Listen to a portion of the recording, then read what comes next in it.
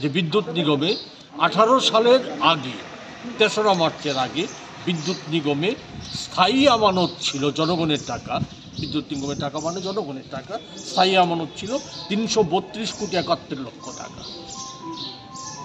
বর্তমানে এই কয় বছরে সে আমানতের টাকা খেপে খেপে ভেঙে এখন বিদ্যুৎ নিগমের ঋণের পরিমাণ হচ্ছে 518 কোটি 49 লক্ষ টাকা। একটা ভয়ঙ্কর অবস্থা। কারণ কি? কোনো স্পষ্টীকরণ নেই।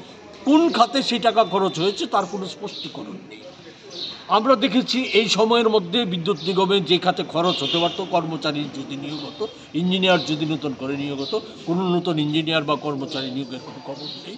উপরন্তু এই সময়ের মধ্যে অনেক কর্মচারী, অনেক ইঞ্জিনিয়ার তারা চাকরি থেকে চলে গেছে, অবসরে গিয়েছে।